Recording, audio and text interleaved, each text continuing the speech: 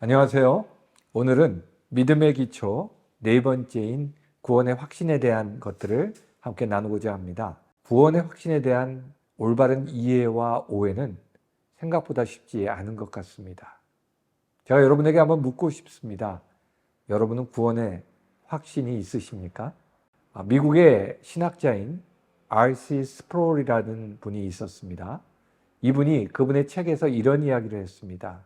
사람은 구원의 확신에 따라서 네 종류로 나눌 수 있다고 했습니다. 첫째, 구원의 확신이 있는데 구원을 받지 못하는 사람이 있다는 겁니다. 여러분 성경에 보면 바리새인들이 나오죠. 바리새인들은 얼마나 자기 의와 구원의 확신에 차 있었겠습니까? 그러나 예수님은 그들을 누구보다 책망하셨습니다. 둘째로, 구원의 확신은 희미한데 구원 받은 사람도 있다는 것입니다. 예를 들어 종교개혁을 일으키기 전에 마틴 루터를 우리는 생각할 수 있습니다. 마틴 루터는 내가 어떻게 참된 구원에 이를 것인가의 문제로 매우 고민했던 사람입니다. 그래서 심지어 기도할 때 채찍으로 자신을 치면서 구원의 문제를 고민했습니다. 그러나 사실 종교개혁을 일으킨 루터가 구원을 받지 못했다고 할 수는 없겠죠. 그는 오직 의인은 믿음으로 말미암아 살리라는 구원의 확신을 얻기까지 구원의 길을 가고 있었던 사람인 것입니다.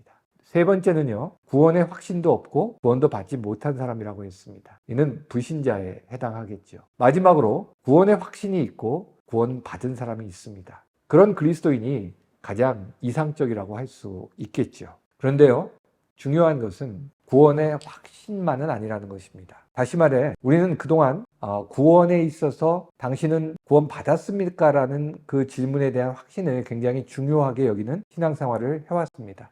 한국교회가 대체로 그런 분위기였습니다. 구원의 확신은 중요하지만 사실은 구원은 그 과정이 중요합니다. 사실은 그것을 보여주는 대표적인 책이 존 버년의 철로 역정이죠. 그래서 우리는 이 구원의 문제에 대해서 한번 이 시간을 통해서 깊이 생각해 볼 필요가 있습니다. 서구의 많은 신학자들 중에 이 구원에 대해서 생각하면서 구원을 여러 가지 단계로 나누었던 경우가 있습니다. 예를 들어서 루이스 벌코프라고 하는 조직신학자가 있는데요. 벌코프는 구원을 이런 식으로 나누기도 했습니다. 첫 번째, 하나님으로부터 오는 부르심. 이것을 흔히 외적인 소명이라고 부르는데요. 그 부르심이 있고 그 부르심으로 말미암아 중생, 거듭나게 됩니다. 그 중생이 있을 때 우리는 참된 회개가 있게 되고 그 회개로 말미암아 우리는 의롭다함을 얻는다. 칭의죠. 그 칭의는 이제 성화의 시작이 되고 성화의 과정을 거쳐 하나님의 성도의 견인과 또 영화에 이른다. 여러분 용어도 다 너무 좀 생소하고 어려우실 수도 있겠습니다. 이처럼 구원의 문제에 천착했던 사람들은 이런 과정들을 통해 구원의 순서를 생각하기도 했습니다. 중요한 것은 우리는 오늘날 어떻게 참된 구원에 이르는 이 과정을 잘 걸어갈까 하는 것입니다. 물론 구원은 전적인 하나님의 은혜요 부르심입니다. 그런데 성경에서 이 구원의 길을 가기 위한 우리의 발걸음에 대해서 생각해 볼 필요가 있습니다. 예를 들어 중세 카톨릭은 구원에 대해서 이렇게 생각했습니다. 교회 안에 있는 것이 구원이다. 왜냐?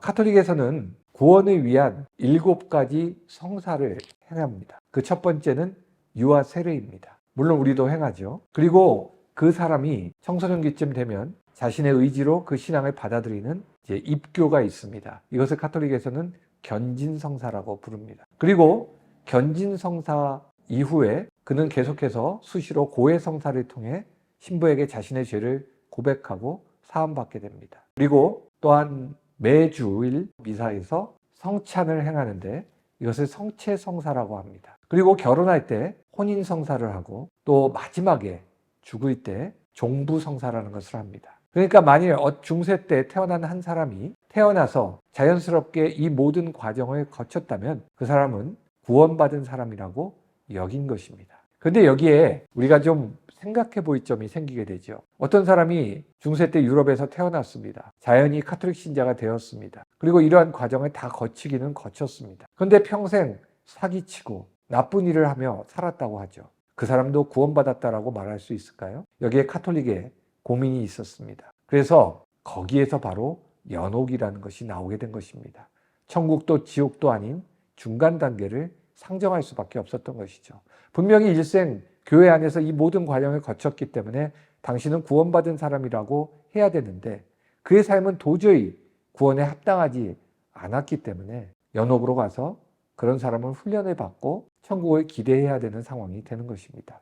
그런데 자기의 공로가 없다 보니 많은 공로가 있었던 성인들의 공로를 사라는 거죠. 그게 바로 면죄부였습니다. 그래서 너의 공로가 없고 너의 부모가 공로가 없어 지금 연옥에 있다. 그러니까 이 면죄부를 사서 그가 천국에 가도록 하라고 했던 것이 바로 면죄부였던 것입니다. 바로 이런 카톨릭의 잘못된 공로주의, 율법주의에 대항해서 루터는 어느 날 깨닫게 됩니다. 오직 의인은 믿음으로 말미암아 살리라는 것을 깨닫게 되죠. 그래서 루터는 이러한 카톨릭의 공로주의와 율법주의에 대항해서 종교개혁을 일으키게 됩니다. 그리고 그 종교개혁이 벌써 500년이 지났습니다. 지난 2017년이 루터의 종교개혁 500주년을 우리는 크게 기념했죠. 그런데 과연 오늘의 개신교는 어떤가요? 저는 오늘날의 개신교회를 보면 중세 카톨릭과 너무 비슷하지 않은가 하는 생각이 들 때가 있습니다. 오늘날 많은 교회의 강단에서 믿으면 구원이다라는 이신칭의의 복음을 분명하게 말씀합니다. 그것은 틀림없는 복음 진리입니다. 구원의 진리입니다. 그런데 실제로는 그 믿음이라는 것이 어떻게 나타나고 있느냐? 예를 들어 한 성도가 처음 교회에 오게 되었다고 하죠. 그러면 요즘 보통 대부분의 교회에서 새신자 등록 과정이라는 것이 있습니다. 일정한 교육의 과정을 하죠. 그리고 나면 많이 세례받지 않은 사람이라면 세례의 과정이 있을 것입니다. 그런 제자 훈련도 받고 양육 과정도 합니다. 그리고 기본적으로 신자의 의무로서 주의를 성수하고 또 헌금을 하고 여러 가지 사역 부서에 들어가서 사역을 하기도 하죠. 그렇게 교회에서 일정한 시간이 흐르고 성실하게 신앙생활을 하다 보면 그 사람들은 대개 집사, 권사, 장로와 같은 임직을 하게 되는 경우들이 많이 있습니다. 이러한 과정을 성실히 거친 사람이라면 일반적으로 우리가 교회 안에서 저 사람은 분명히 구원받은 사람이라고 우리는 모두 생각하게 됩니다. 그러나 과연 그럴까요? 저는 목회하는 목사로서 오늘날 교회의 현실을 보면 사실 이러한 모든 과정을 성실하게 걸어갔음에도 주님과의 인격적인 만남이 없는 성도들, 주님과의 영적인 교제가 없는 성도들을 많이 봅니다. 그분들은 자신들이 이러한 기독교 진리에 지적으로 동의하고 또한 성실하게 교회 생활을 했다는 것이 자신의 구원의 증거처럼 생각하는 경우가 많이 있습니다. 그래서 제가 감히 어떤 장로님들에게 장로님은 언제 예수님을 인격적으로 만나셨습니까? 라고 물어보았더니 한 분도 내가 이때 이렇게 주님을 만났습니다라고 말씀하는 분이 없었습니다. 제가 그동안 모태신앙으로 태어나서 성실하게 신앙생활을 해온 결과 여기에 이른 것 같습니다라고 하는 대답을 많이 들었습니다. 물론 그것이 귀하지 않다는 것은 아닙니다. 그러나 그 구원이 우리의 생각이 아니라 그것은 전적으로 주님께 달린 것이라고 할지라도 만일 우리도 중세의 카톨릭처럼 그 모든 과정을 거치고 교회 안에 있었기 때문에 구원이라고 착각하고 있는 것은 아닌지 오늘의 교회는 정말 심각하게 생각해 보아야 합니다. 우리가 그런 이야기를 많이 하죠. 오늘의 교회는 물탄 복음을 전하고 있다. 또는 값싼 복음을 전하고 있다는 말을 많이 합니다. 왜냐하면 오늘의 현대 교인들이 진정한 믿음의 길을 걸어가고자 하는 것보다는 나의 구원을 인정해주는 안도감 속에 안주하는 경향이 강하기 때문입니다. 그것은 교회 강단의 큰 문제라고 저는 생각합니다. 청교도들은 끊임없이 한 개인의 영적 각성을 촉구하고 그 사람이 믿음 안에 있고 교회 안에 있더라도 자신의 구원의 문제를 항상 분투하고 심각하게 걸어가도록 격려하고 독려했습니다. 왜냐하면 구원이 있고 없고의 문제가 아니라 그러할 때 우리는 끝까지 하나님의 뜻 가운데서 걸어가며 이 구원의 과정을 이루어갈 수 있기 때문이죠. 그래서 바울은 두렵고 떨림으로 너희의 구원을 이루어가라고 했고 그리스도의 장성한 분량에까지 이르도록 자라가라고 에베소서에서 말씀했습니다. 우리가 이것을 잘 생각할 때에 우리는 두렵고 떨림으로 오늘 구원의 과정을 걸어가는 저와 여러분이 될 수 있을 것입니다. 분명 오늘날 또 하나의 개신교 율법주의에 우리가 빠져 있지 않은가. 이러한 것들을 우리는 거쳤기 때문에 나는 구원에 이른 것이라고 생각하지 않는가. 우리는 잘 생각해 볼 필요가 있습니다. 우리의 구원은 전적인 하나님의 은혜입니다. 그런데 그 구원의 길을 걸어가기 위해 오늘 우리는 깨어 있어야 한다는 것은 분명한 성경의 진리입니다. 그래서 바울도 끊임없이 오직 정신을 차리고 근신하여 깨어 있으라고 한 것입니다. 우리가 지난 시간에 했던 보혜사 성령님의 기초에서 생각해 본다면 끊임없이 내 안에 성령께서 거하고 계시지 않은가. 성령께서 내가 성령을 근심하게 하고 성령을 소멸하게 하고 있지 않은가. 우리는 계속해서 생각해야 됩니다. 물론 한 사람의 구원은 받았느냐 안 받았느냐 하는 것은 하나님의 전적인 주권이기 때문에 우리가 쉽게 말하면 안 됩니다. 우리가 예를 들어서 저 사람은 구원 받았어, 구원 못 받았어 이렇게 말하는 것은 굉장히 위험한 것입니다.